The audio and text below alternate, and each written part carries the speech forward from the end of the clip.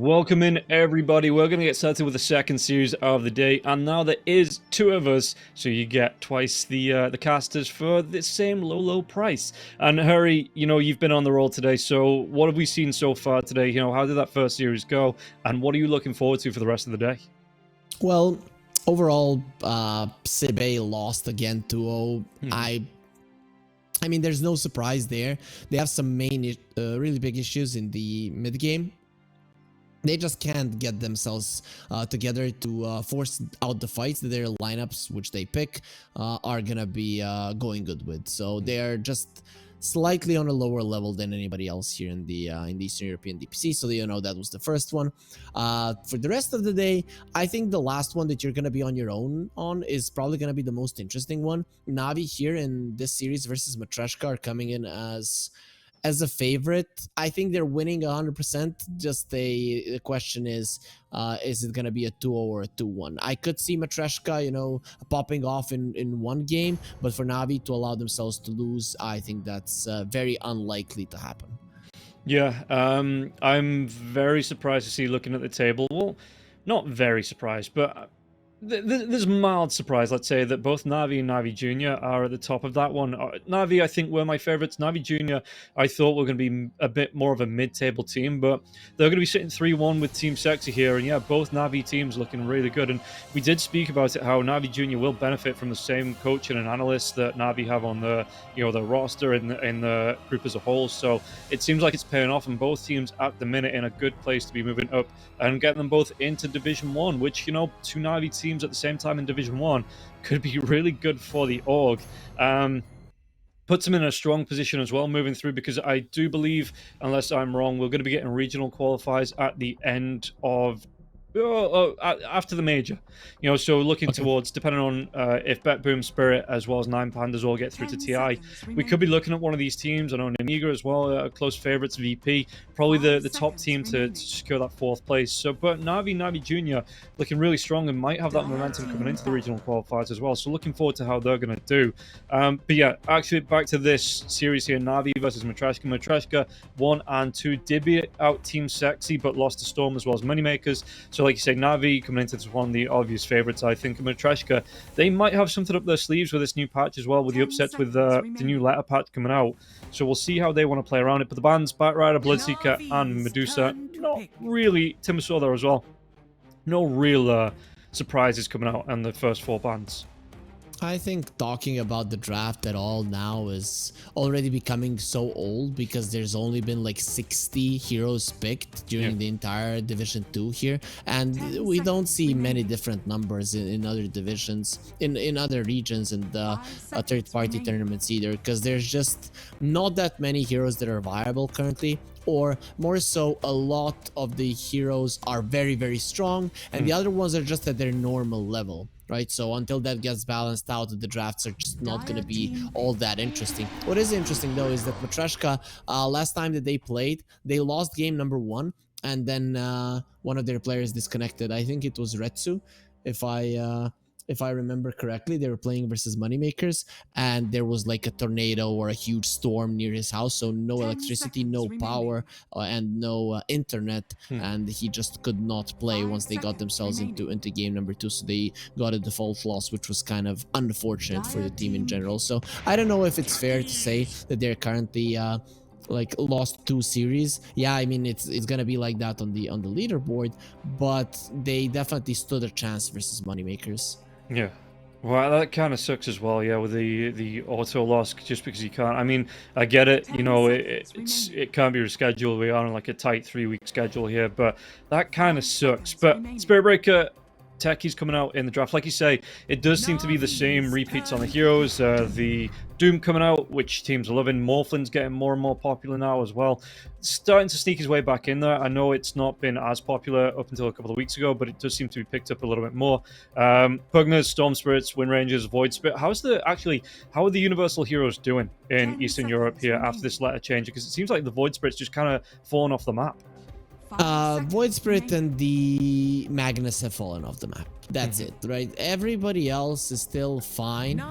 Even the Magnus, I think, will return. because the nerf to him, it just feels a little bit weaker. For a Void Spirit, I'm not sure how much it affects him. Some teams are still okay with it, but sometimes needs to pass for people to forget how strong they were. So I'm seeing only those two really being very much affected by the changes. Everybody else is pretty much still in there. You know, Techies, they reduced his attack speed, like, and some damage on the spells. Nobody cares. He's still the strongest. Yeah, the Pangli are obviously not being affected, at least in Navi's eyes as well, being picked up. So what are we seeing replacing them? Is there any heroes that have popped up, or like you say, is it just the same? I mean, God, the Broodmother seems to be making a comeback as well. You know, we get 6 months away from the Broodmother, and then the Frog's just like, right, that's it. You know, it's over, bring her back, just get her right back into that meta, because nobody was sick of seeing her coming towards the end of her popularity, and yeah, the Broodmother coming right back into it, so... Yeah, Wind Ranger got and Lena got about what, 3 or 4 months each before they were dumpstered and decimated. But the Frog just thinks the Broodmother just deserves a second shot to come right back in here. Everybody likes the spiders, right? They're just such a nice thing to see in your house as well, because you know that they're gonna be protecting you from flies and mosquitoes, especially in this time of year. So I think that Ice Frog, he probably had a mosquito problem. He loves spiders, and thus he's gonna be allowing it to always stay there and be our nice roommate. Though you have to say, the Broodmother now is different than what she used to be. It took some time for people to get adjusted, but now it's more of a right-click hero rather than what she used to be with the split pushing aura type of an approach. Yeah, Ace was just saying that hero feels more like a mid laner again, or like a carry hero, than it does as that off laner. So yeah, I'm interested to see how that's going to adapt as a hero, whether we are going to be seeing that mid brute to come out again in the 1v1s to get a quick start. Because I think that was the main issue I had with it the last time it was popular. I say the last time as if it wasn't like a month and a half, 2 months ago. But it was running... I was seeing the Greaves coming out into the pipe, into, you know, these kind of like protective, what you'd usually see as an offlane hero, but it didn't seem to have the impact that you used to see when it goes for like the Bloodthorn coming out and like a Butterfly and, you know, items like that. So as much as I dislike that hero, I think it does seem to be in a little bit better place when it is more of a right-click hero, and, you know, it's kind of proven itself already. You don't like spiders? Hate them. Absolutely hate them. You don't like let one be in like the corner of your room so he kills everything else? No. See, I have a mesh net on my window, so it's like when the moths, because we don't get mosquitoes here in England. We get like moths and flies and like bumblebees and the odd wasp. So like I don't have to worry about mosquitoes, I don't have to worry about pests, and I have a net on my window, so you know, if I do have my window open, you know, the moths and the bees just fly into it and then fly off. So I don't need a spider, because they are creepy. Makes sense. That's why, you know, here we have a mutual relationship with them, and then it's some respect as well, you know. So I can understand if they're useless, that you're just you would want to just get rid of them. But anyways, I'm not talking about the big spiders, right? This is the cute ones. Anyways, though, looking at the bans here, they did ban out the Morphling, and I like that, because when you have a Spirit Breaker and the Pango, whoever he turns into, it's gonna be a problem, right? Pango takes away 40% of his stats. What's left? Like, your HP is gone. Everything is gone. He's gonna decimate you. And if you turn into a Spirit Breaker, well, you're just stunned. Yeah, and like I said, the Morphling is getting a lot more popular. Doesn't seem to be popular playing against the Doom, but on the side of the Doom, yeah, it does really start to run over heroes. So you know, couple that maybe with the techies coming through with the sticky bombs and the blast off, and all of a sudden in the lane you've got these adaptive strikes coming out. You know, the Morphin will start to run wild. So, and yeah, like you say, Pango and Spirit Breaker, both great options here for the hero to turn into. So not surprising on the ban. Yep. What are you looking at here? For, because we see the techies, we see the Doom. Is that the offlane perf for Matreshka, do you think? Most likely. I mean, there are times when somebody takes over the techies, plays it as a 5, but it's usually safe to assume that it is going to be a position for Doom, and the techies, they do contribute quite a lot in terms of killing people. Shadow Demon coming out now, we actually do not know, because it could be either or. So we'll find out only once they pick up their heroes, who's playing what. Yeah, I like the Matreshka ban on the Lycan. If they're angling to something like the Juggernaut, because I'm seeing them a lot more summons here. The Beastmaster, I'm surprised the Beastmaster's still there.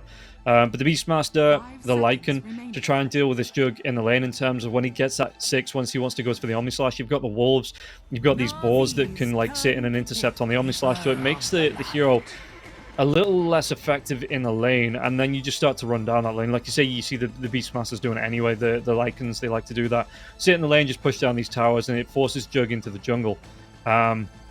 Where you can maybe get the Doom rotation in, look to get the pickoffs like that. But Navi actually go for the Keeper of the Light. And are you seeing this more as a support hero or as a mid lane hero to come out for Navi? Mostly a support, right? You have a Pango on your side, it's quite normal that you would want to refresh his spells. Once you have the Diffusal Blade, the double swashbuckler to deal with, supports literally die from it. The cores get ultra annoyed by it or get super low in both HP and mana that they cannot continue fighting. So I like this. With the Keeper of the Light being picked, I think this Doom, he has one target for his ulti, and that's the Pango. You need to make sure that this guy is not a problem. Even if he has already used his Rolling Thunder, just doom him. Do not think about it, because with the combination of the Keeper Light, he will destroy you in fights. Yeah, that swashbuckler, we've already seen it before. Keeper, again, started to get picked up a little bit more. It is incredibly deadly. And do you expect it to be the normal, maybe the Orb of Corrosion into the Diff Blade here for the Pangolier, you know, into that kind of build? Yeah, we only see the Orb of Corrosion sometimes skipped. If you're having a really bad game, then people are going to be fine with the Blightstone and then go into the Fusel Blade. But overall, if you're having an okay game, it is going to be Power Treads, Orb of Corrosion, the Fusel Blade. Okay, and with the Beastmaster coming out now as well, that looks like it's going to be the offlaner here for Navi. So, 4 or 5 on the Spirit Break. Usually the 5, I guess, at the minute. Or do you prefer that more as the 4 with the Beastmaster in the lane? This is a 5. This is a 5 100%, and Matreshka are probably going to be banning out like a TA and heroes like that can lane well with the Spirit Breaker, that do benefit from his tankiness and just stay in the back farming, you know, range type of heroes. So I do believe that they're going to be putting out 5. It makes the most sense. Keeper of Light is really good with the Beastmaster. First of all, he helps him stack. Second of all, he refills his mana so he can continue with the spam of the Wild Axes. Okay, and looking at now, Matreshka coming through a lot of this reserve time here to think about the next couple of heroes. Looks like it is going to be a carry and a mid laner for them to pick up.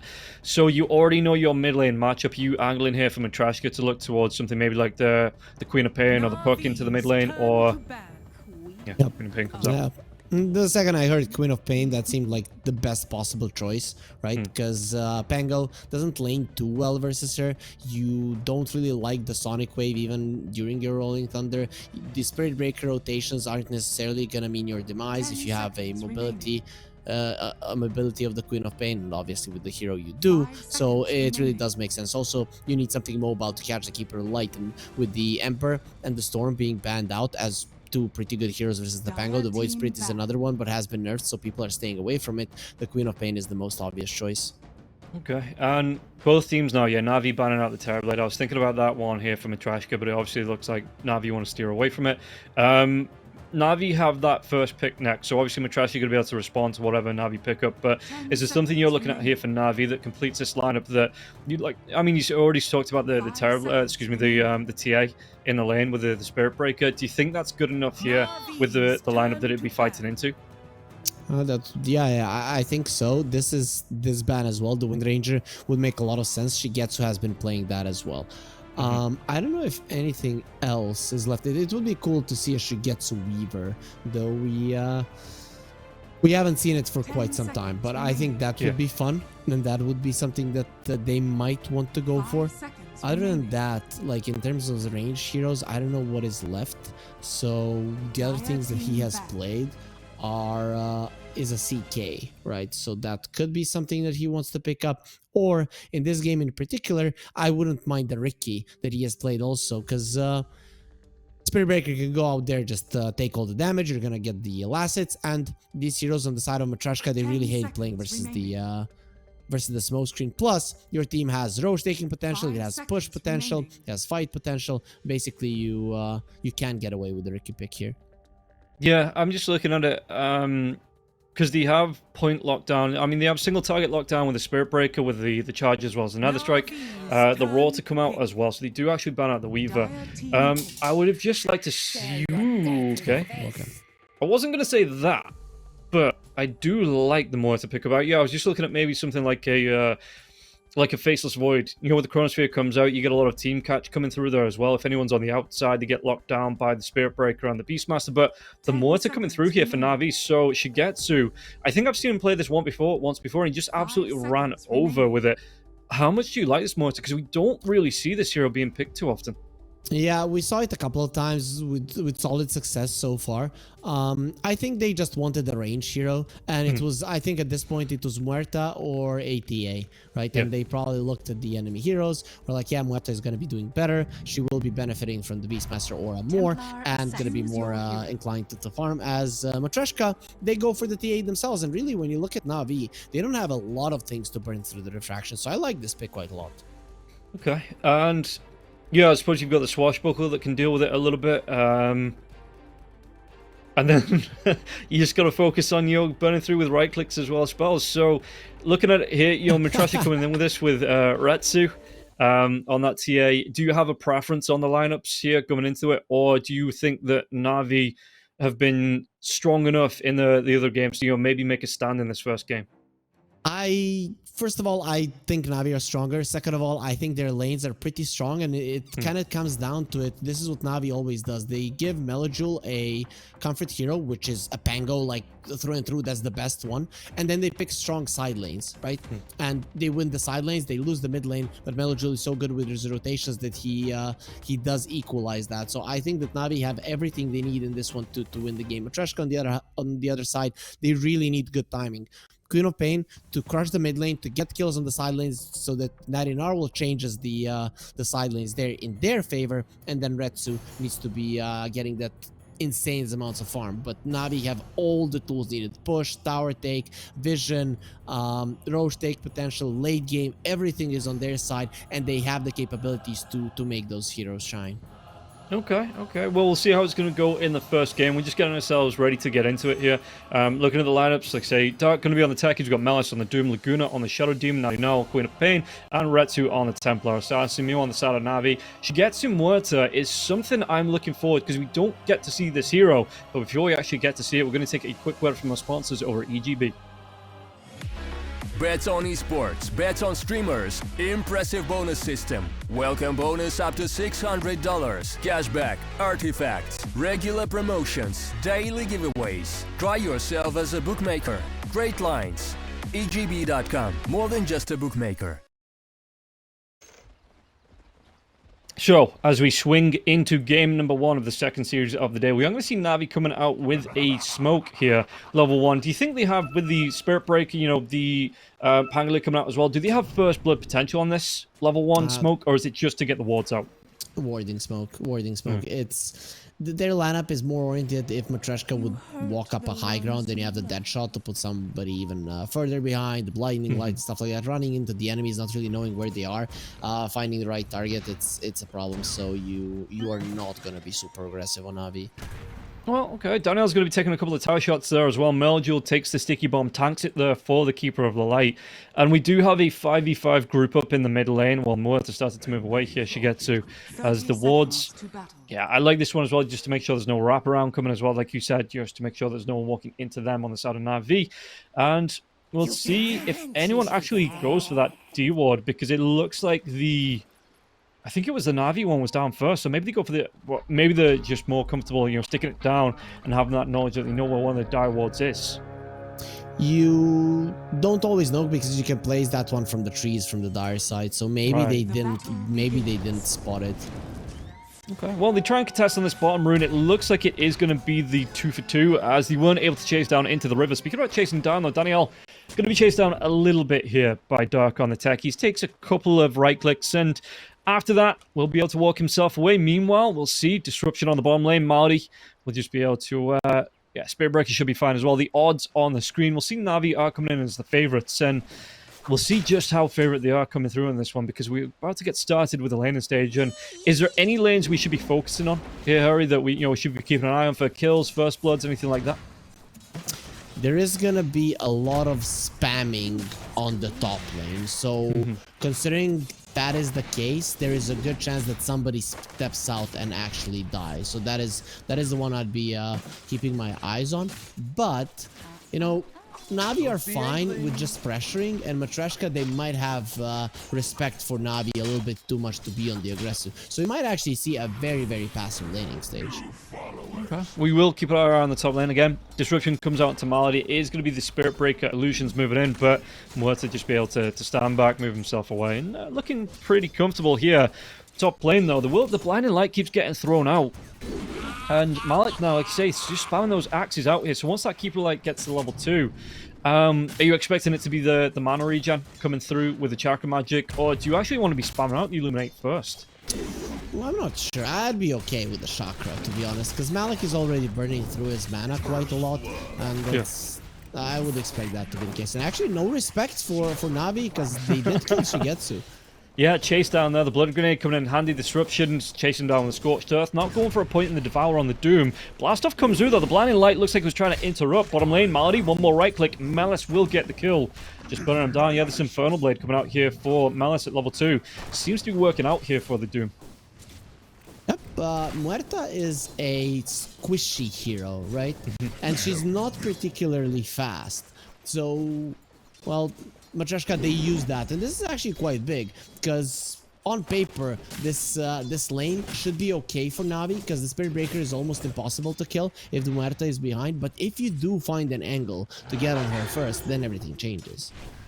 Yeah, being able to get the lockdown with the Disruption into that Infernal Blade, and once you do that, Malady, I mean, he didn't even have that charge when that gank was going on. He just went straight in for the Great Sabash here. Top lane, Daniel trying to move himself away. The chase down comes out from Retsu, though. He's going to use that Fairy Fire. Do they have the damage to take him down? Trying to run himself away towards the tier 1, and he will be back under the protection of Malik here. Dark out of mana, so wasn't able to throw a Sticky Bomb. No blast off, anything like that to catch a kill and get the kill into the Keeper of the Light. Meanwhile, in the mid lane, Meljul coming up against Natty Narwhal. Fairly even, no pressure being put on from either side. It doesn't seem to be good about pressure, though. Retsu has to move himself away. The axe is flying through from Malik, but Retsu's just going to be able to move himself back into a safe position, and it looks like Malik won't be able to follow there.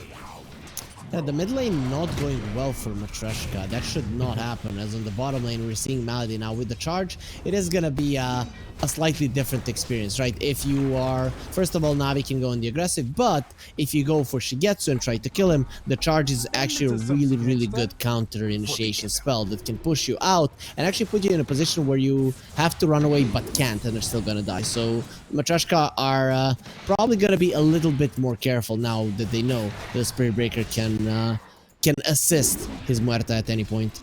Yeah, top lane Retsu getting bounced around with the Blinding Light. But Daniel's getting really low. Dark has the mana here for a blast off. Not a Sticky Bomb as well, but he's got himself a Mango. So yeah, Keeper Light, Daniel having to play himself far, far away. Meanwhile though, Retsu's got those refraction charges coming up in 1 second. Malik just keeps burning through them, and like you say, he's just got that constant mana come through here. Meljul's going to get low though, so maybe this is the space that Natty wants. Blast off on the top lane, won't connect onto Daniel, and Daniel going to be able to walk himself away alive, which at this point is probably the better, or the best outcome here for the Keeper Light in the top lane. So overall, the mid lane, now it should start being very, very hard for Meljul with Natty Narwhal having 3 points in the Shadow Strike. But if I'm this Spangle, I'm already okay with what has happened. If you get a level 6 at a decent timing, even only like die only once before that happens, you're gonna be relatively okay with the outcome. Are you okay with the we'll come back to that in a second here. At the bottom lane, the Greater Bash does come out here. The chase down onto Melis. Melis, can he get himself away from this one? One more right click, but Malady won't be able to connect. The dead shot does. And we take down the Doom. There's something you wanted to ask, Rob. I will say, I was just seeing if the Spirit Breaker was going to go down there to Shadow Poison, but yeah, if you're Natty Narwhal, are you happy with the 3 points into the Shadow Strike, or would you want them to be the 1-1-3 into the Scream to get the burst out onto the Pango? No, you're okay with this because ever since the change, you can heal yourself up, so you can be aggressive with this type of a build, even if things start going south. Okay. And charge coming through here onto... We're going to see the neutral... Actually, Dark goes onto the neutral creep. So not a big fuss to make about that one. Shigetsu looks like they're going to get a little bit of damage onto Laguna, but Laguna will be able to get himself away here. Shigetsu has 30... Pretty nice. I didn't notice that earlier. That's a lot. That's really a lot. The Queen of Pain does have 10. It makes sense given that he was harassing the Pango quite a lot. But either way, even with that being the case, both the Doom and the Pango are farming relatively well. So they're not going to be too sad about how their lanes are going. Well, I like this ward down here. Spots Laguna. Marty going to be able to break the vision on the Watcher here as well. Couldn't get that last right click, excuse me, that last right click off on Laguna because of the, well, the disruption. So Laguna's going to be able to walk himself away. But Marty just hanging around, looking to actually get this D-ward off now, as well as he's taking care of the Watcher. And we're coming up to the 7-minute mark here as well. Do you think Marty is going to TP himself back to base? Is this just an invade to the top lane, do you think? Or is this putting pressure on, maybe trying to steal this Wisdom Rune away from the side of Matreshka? I don't think he can steal the Wisdom Rune, right? So in my mind, if you're going somewhere as a Spirit Breaker that's not the bottom lane, it should be the top lane just because of that Wisdom Rune now at that timing. But now he's gonna be returning to the bottom lane just to make sure that Shigetsu can continue having a nice time. Okay, well, charge coming through onto the Doom, and Laguna's going to move his way over. Yeah, 14 seconds left here, Laguna. I suppose he's got the disruption, so he would always be able to snatch that one, or not even snatch, secure it, because it is his rune to secure here. 5 seconds. And yeah, the techies, though, getting cheeky on the bottom lane, trying to move himself through. Axes, they do get spotted out by the Hawk, and Dark just changed his mind. It's just like, you know what, in fact, you can have that Wisdom Rune. That's fine. That's fine. We'll let you have that one. Rob, that's the top lane. I know that he is moving towards the bottom, but that's the top lane. Yeah, that's what I'm saying. The techies was going in for the snatch and got spotted true. by the Hook. Yeah, he does. Anyways, though, Navi, the laning phase for them ended really well for all of their cores. Even the Pango getting so much out of it is a big deal. He's already level 6, and the Queen of Pain didn't threaten his life even once. So this is the laning phase that they were looking for. Yeah, and in the mid lane, there is going to be the charge coming through now as well. Queen of Pain, it's coming all the way through into the mid lane. Marty slowed right down. So eventually he will get here. This is one of like the buses in town. You know, it just takes a while, but he cancels that charge off after it gets spotted out. So it does leave the Muerta alone on the lane, but it doesn't seem like anyone's trying to put some pressure on. Marty's going to see the techies Dark trying to pop that sticky bomb. They might try and come in as well. The Rolling Thunder was being teased, but doesn't actually get fully channeled here. Dark gets that blast off. Will be able to get away. The Swashbuckle will miss, and now the Rolling Thunder starts to come out. Dark might be the target. The disruption going to save his life. Meljul carries on. Connects onto the Shadow Demon, but it looks like, yeah, do they have enough damage to get the kill? Meljul on the high ground. He might just be able to get himself away from this one. Swashbuckle comes out. Where's that TP? He does have it using the bottle charge now as well. Trying to get a lot of health back. Trying to find a nice place just to park himself to look for that TP. Should be away. How much a missed Swashbuckle can hurt you? That's insane, right? But he does get himself out in the end. And the Sonic Wave, you know, it's a little bit of a longer cooldown than the Rolling Thunder, especially if you use it once the Rolling Thunder has already been through for a couple of seconds. So next time when you have the Rolling Thunder, if you immediately go for it, there is not going to be a Sonic Wave to slow you down. Yeah, and we'll see what he's actually going to be doing here as he moves himself. So it looks like Meljul maybe looking to get a couple of stacks off for himself in the jungle. Marty maybe soaking some XP in the mid, but what's Natty Noah looking through as far as net worth? So third on the table, a little bit of ahead of the Pangolier and going straight into the Kyra, it seems, for the Queen of Pain. Sanjin Kai is just an item that you want to get. It's a farming item in general, and you do want to have some extra tankiness on the Queen of Pain, but without that item, you will not scale properly. It is something that will allow you to get an Aghanim Scepter at a decent timing later on. Okay. And how much do you like Matreshka leaving the Muerta just to farm free on the bottom lane here? Because the Doom's moving through the jungle, looking towards that Hand of Midas as well. But there's been no pressure being put on Shigetsu since like the first couple of minutes of the game. I mean, Matreshka's lineup should be hitting the timing first, like that game-ending timing. So maybe they feel like that's gonna be enough. Meanwhile, the top lane, the Roar comes out onto Dark to make sure that connect will come through from the charge, making sure there was no blast off to try and get himself away from it. So they do get the kill onto the Techies, even the tip coming out from Ali there. So Techies, I want to say that he was appreciating that one. You know, he saw it coming. He's just like, yeah, no, good gank. You know, give it a bit of a golf clap coming out there as well. Yep, definitely. Definitely, the Techies is not gonna be too happy about it, but it is what it is. You're invading the enemy jungle. You're trying to slow down the Beastmaster. See if he is farming the Ancients, and at least in the end, you do make 3 heroes rotate towards you. Yeah, everybody on Navi is super mobile, But still, it is a lot of info for your cores to use. Yeah, that's going to be the Muerta coming out now with the Maelstrom. So we'll see as they do group up on the bottom lane here with the Doom. Malice doesn't actually have the ultimate skilled up, so Muerta will be able to avoid the right clicks, but Techies as well as the Queen of Pain. Rotating through the Courier. No, there's going to be a smoke, so they're going to see the Courier. And they might even see the Spirit Breaker. Spirit Breaker breaks that smoke now as well, trying to get himself away. 1 point in the Bulldozer, so he will be able to get the charge out. And even the Muerta, if he needs to, can use a TP or a Twin Gate to get himself away safe. And Muerta just moves into the jungle here. Meanwhile, look at this. Malik contesting Retsu for these stacks. It's hard to contest the TA once you have level 6. The traps in the lane make it very, very tough for anybody to fight into. So sometimes if a TA has a really bad lane, like minute 4 you can go into the jungle and then you return in minute 6 and you are still able to hold your own. So Malik isn't going to be able to pressure him all that much. Yeah, and I mean, Retsu's looking pretty good. He's already got himself the Dragon Lance going in towards the Desolator now. Orb of Corrosion's out, so starting towards that one. Meanwhile, Malik does have stacks on the Ancients, both stacks of Ancients, in fact. So what's that? It's a quad stack there in the triangle, I do believe, and then another triple stack. Yeah, a triple stack coming through into the side Ancient camp. So Axe is flying through, and Malik, he's going to be able to farm this one fairly quickly. That should be his Aghanims complete after these 2 stacks come out. Yeah, for sure. But he's going to take some time before he gets him off. Oh, yeah, yeah. Meanwhile, in the mid lane, the charge just come through here. We'll see. Malice is going to TP in. Level 8 now does have that Doom. They might be able to get the kill into Malady. Malady going to be locked down. Do they have enough to get the kill? They do, and Retsu gets it pretty much solo there. So Navi will back themselves away. Okay, this is the most action-packed game I've seen in the Eastern European DPC. We're getting so many kills dropped that I just can't follow them all. Yeah, it feels like both teams just trying to take a measure of each other here, not overcommitting. The smoke, it just immediately breaks, and it's going to be down to the Doom here, so they still want to be coming through, but they are going to be visible here. Retsu, the stacks will be contested. Retsu maybe trying to move himself away from this one. Meloduel leading the line, has that Rolling Thunder to come out if he wants it. On the backlines now as well, Malice throws out the Doom onto, but the Muerta's already got the ult off now as well. Sonic Wave does connect onto the Muerta. Muerta taking a whole lot of damage, should go down. That's really not what you wanted from that smoke, and in fact, Daniel might go down here as well.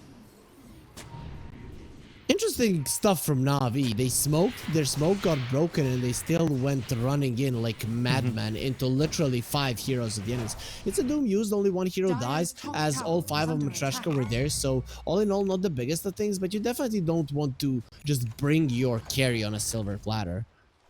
No, Doom and Sonic Wave committed for that, and we'll see here in the mid lane, actually, not in all, we're going to be taking Solar Bind, does come through, takes some damage from Meloduel. He's going to be the one forced away here, and it seems like Matreshka in the early game, they've just got themselves in a comfortable position, and the chase down onto Mali in the bottom lane now as well, and Retsu, how far away from the, he's going to be about 600 gold away from the Desolator, so is that the go time for Matreshka to move as 5, or are you still relying on like the Blink to come out, or maybe the BKB for the Templar Assassin first, do you think? The deal with the TA lineups is that you need constant thing, right? It's always go time. Let's put it that way, right? So once you get the Deso, you will have it fairly soon. You will feel fairly confident to go forward, but until you have a Blink or a BKB or something along those lines, it will help you with positioning survivability. You always need to be very, very careful how you're going to be engaging the fight. So claiming territory is going to be the main idea for Matreshka. Meanwhile, Malady this time, he does get the snatch on the Wisdom Room, he even gets the bash onto the Takis, and we'll see what Navi are going to be able to do to interrupt this Matreshka aggression. In fact, it might just be more Matreshka aggression coming out here. Malady trying to run himself away. 3 heroes grouping up around the Spirit Breaker. Spirit Breaker has that charge, but with the disruption, he's going to go for the TP. If they disrupt this, now he will have that charge out. Is he going to be able to get himself away? He's so slow, though. Malady just could not get himself away. Malik does get the kill onto Natty Narwhal in the top lane. This might actually set up for a Navi response here, because Laguna going to be the furthest one forward. Malik still does not have that ult up. Yeah, Rolling Thunder's going to come in. They might be able to get the kill onto the Doom. The Doom Solar Bind comes out. We know the Devil does not like the sight of day here. Disruption trying to save his life for a little bit longer. Backlines, do they get the kill onto the Doom? The Doom has his ultimate up in 2 seconds, 1 second. Does he turn around and cast it? He does, but he should still go down as Daniel gets the kill onto Laguna. And in fact, with this Doom out here, Pango shouldn't really be affected. He shouldn't really care too much about it once it was off. Dark placed a ward. He wants to catch the Pango in the retreat and kill him. That would be really cool if he manages to do it. Charge coming in though with those refraction charges mid lane, 4 seconds away. In fact, it's not going to complete. Malady doesn't go for the chase down onto Retsu. Retsu was so low. And there was the Nether Strike as well for the Spirit Breaker, but didn't want to complete onto that charge on the TA. Navi always does this. They make the game really, really aggressive at some point, and they're doing it right now. Looking to group up, Disruption comes out. Laguna, did he want to step out any further onto this as the Illuminate Blast comes out? And Retsu now, well, he has that salve, has refraction charges go on the back line, so the jump comes in, they get the kill onto Dark. Now they now wants to come in with double damage rune now as well. Sonic Wave commits, but they have the damage. They have the kill onto the Queen of Pain. Can carry on going. Laguna under vision, and Laguna trying to run himself away from this one, but the chase is out. Meljul with one more swashbuckle will claim that kill. Triple kill there for Meljul. This is what he does, and this is pre-Diffusal Blade. His Diffusal Blade is now gonna be getting delivered only. Imagine what's gonna happen once now he starts using those swashbuckles if the Keeper of the Light is behind him. So Navi, this is what they do here in Division 2. They do go for some overly aggressive moves sometimes, but they constantly apply pressure. And even though that smoke was an obvious back once it got broken, that they went into the enemy triangle, this is the idea what they want to do. They just want to keep applying pressure. At some point, the teams in Division 2 crumble under it because these are constant moves from Navi, showing that this team definitely does have the capabilities to play in Division 1. Yeah, and like you say, it is starting to swing back their way here. We see the kills 8-6, 17 minutes in. So, like you say, not a glut of kills. We're not spoiled for choice on kill of the game just yet, but they are slowly building themselves back into this. A 4k net worth lead for Navi. We see the Beastmaster, he's got himself the Ags, the Vanguard coming out, going straight into a Crimson here for the Beastmaster. So, no Helm of the Overlord, nothing like that. How much do you like this Crimson Guard for Malik against this Matreshka lineup? It's not the best Crimson Guard game, but you already had the Vanguard, so it makes sense you're going to be finishing it up. People are more and more just going for the Aghanim Scepter Vanguard build, and then very rarely will you just decide to leave the Vanguard as it is. Just upgrading it to a Crimson Guard makes a lot of sense, and you want to make yourself as strong as possible during this timing where the TA is going to be incredibly powerful. If you slow her down in any way, the TA won't be able to compare in the later portions of the game. Yeah, and we'll see. I mean, net worth-wise, the Mortar is keeping up, and Retsu, it is going to be the Blink coming out here, and then I assume starting on the BKB, and so Navi, we get to see them get aggressive again, as they're going to be able to get the kill in the mid lane. Charge coming through onto the Techies. Techies going to get himself away. No, it's going to be close now. The Nether Strike disconnects. Rolling Thunder, Sonic Wave, it actually gets the pushback here. Meljul, he's got that Rolling Thunder up, they get the kill, and it looks like they're just going to be able to get themselves out, as Retsu tries to join in. Natty now, although with haste, they're going to get the chase, and they get the kill onto Malady. Oh, Meljul, he comes back in. The Soulbind's going to be there onto Retsu now as well. They have the damage. Are they going to be able to get the kill? They do. They take down Retsu. Malik grouping up for this now as well, and again, Natty now, maybe a little bit too close behind enemy lines here, but no charge, no Spirit Break for the next 17 seconds. So Natty looks like he's gonna be able to move himself away. Navi are just on another level to some other teams. I know you casted them versus Navi Junior, but to be honest, I don't really know how Navi Junior took a game from them. Navi Junior are playing good Dota, but Navi are just insane at how fast they're moving around the map. There are still some mistakes. You can see that it's not crisp, but it's a firm understanding of the game. Genuinely, that third game, from what I remember, and forgive me if I'm wrong, but because I've slept since then, but Navi Junior, Navi, that third game, it was very back and forth, and I wouldn't have been surprised to see Navi Junior take it, to be honest. Yeah, I know, but it's... I watched it a little bit, but when I look at Navi, how they play now, it's just insane. Navi Junior are good, don't get me wrong, but you do not see this amount of moves being made on the map, right? You know those situations in Dota when some people would say, oh, that one Roche fight. No, it's not that one Roche fight, because there's probably like a gazillion different moves that you could have made until that 20-minute mark passed. And Navi, they are constantly making those moves. They are making some mistakes, they are learning, but this is the way that you become a good team. And this is why I think Navi, they probably have good leadership behind the scenes as well, coaches, you know, all of the facilities and everything, because both of their teams are getting better at a really, really fast rate. Yeah, and I'm looking forward to seeing how the two potentially matching up in Division 1, because we take a look at the odds, it grows ever longer here for Matreshka as Navi just get really comfortable inside this Roche pit.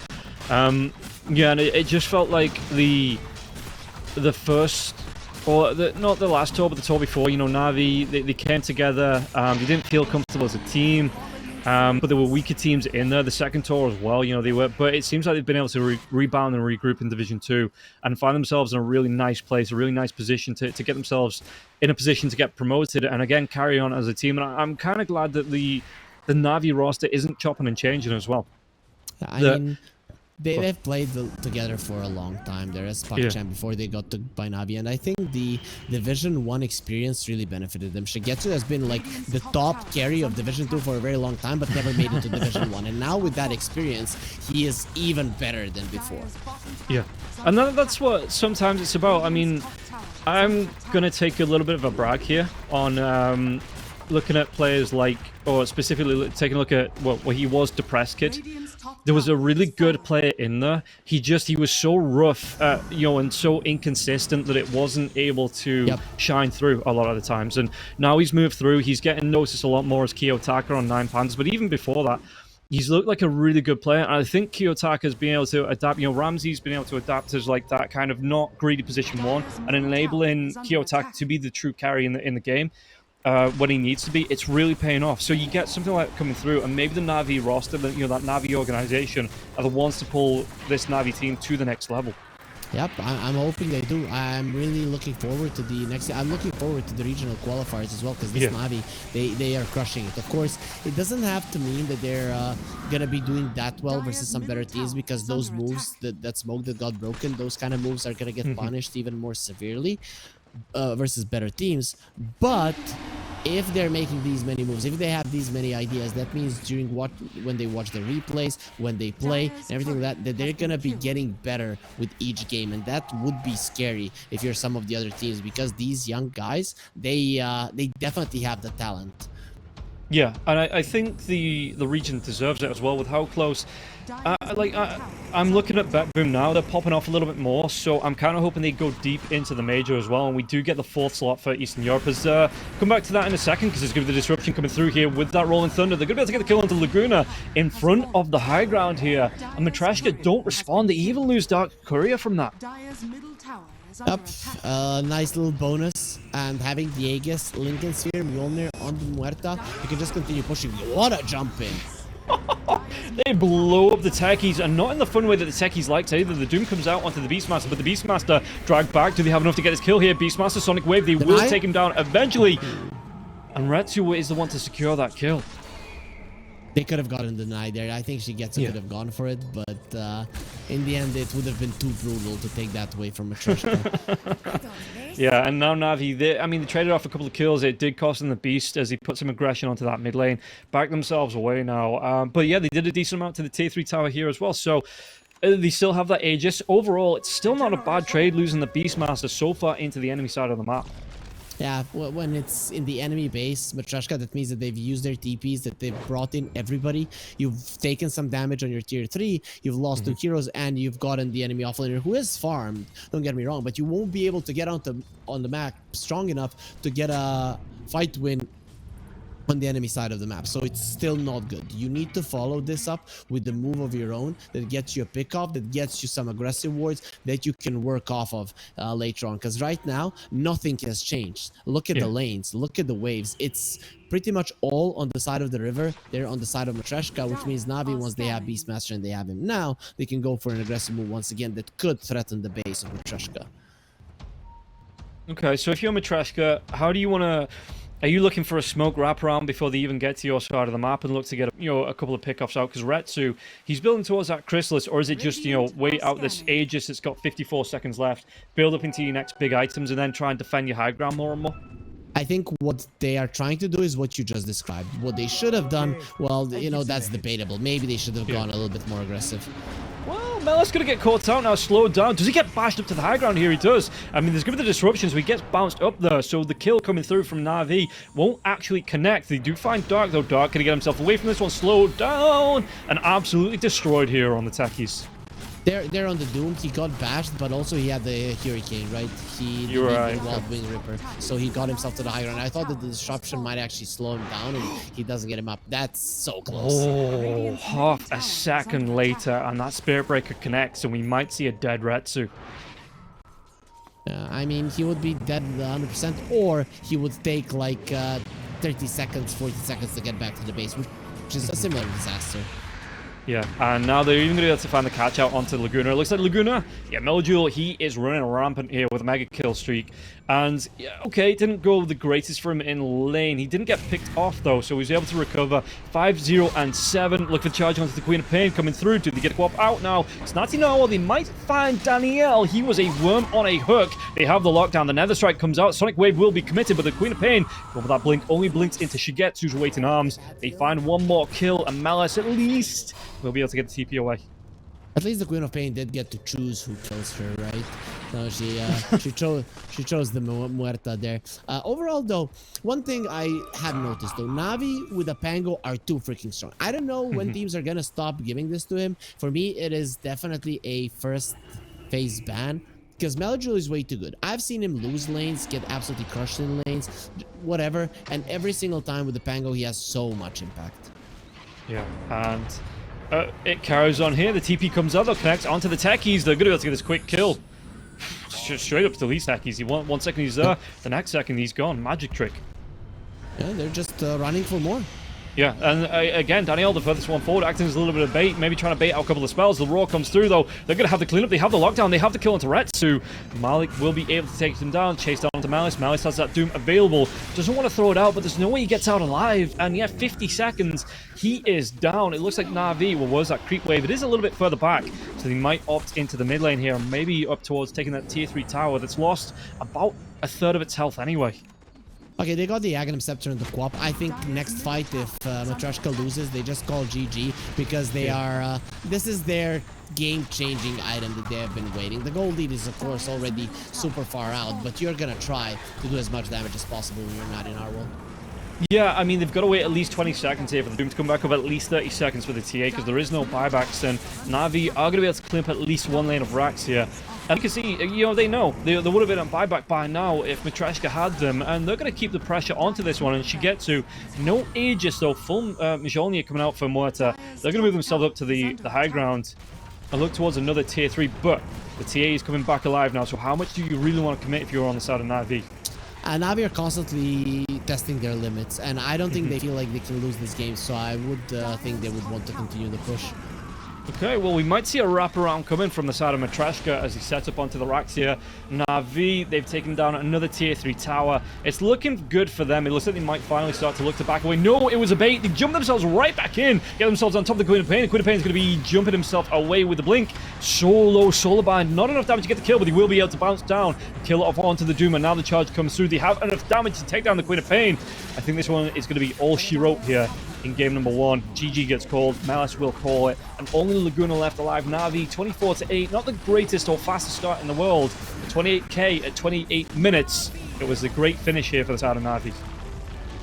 I remember once there was an Arteezy interview where he said whoever plays the mid game better is just a better team at Dota. Like early game can be literally learned through and through, memorized, and ultra late game can always be a 50-50, one bad buyback and you will lose, right? If you lose your focus for a second. But here in the mid game, you actually see who a better team is, who moves better, who understands what he needs to do better, who understands the timings better, and that was through and through Navi here in this first game, right? Matreshka were completely clueless as how to respond to the pressure, and you could see that it really hurt them, because Malice, he jumped in on Shigetsu and doomed over the Lincoln Sphere that was there for a couple of minutes already. So you could see that Matreshka crumbled under the pressure that Navi were constantly applying. Yeah, and Navi, like you say, it wasn't the greatest starts, but they were able to get themselves back in. And Matreshka, any hope for game number 2? Is it just like do they have to get a quick mental reset in there, or Navi, are they just in a strong position coming into the second game? Mental reset, strong lanes that transition into the strong early mid game, right? So you have to have that kind of a lineup. You cannot go for a lineup that like has strong lanes and a strong team fight. No, it has to be strong lanes with a strong push, with the ability to apply pressure that you always have to move. Like go, go, go, go, kill, go, push, go, kill, go, push. If you slow down the game, will find a way to take the battle towards your side of the map, and they will dismantle you. So Matreshka, I do think they've got a shot, but Navi, I'm favoring them even more heavily than I did at the start of the series. Okay, well, we'll find out if Matreshka are going to be able to shake it off, or if they're going to be letting it go here in game number 2. But first, we're going to take a quick break. We'll be back with the second game of the second series right after this.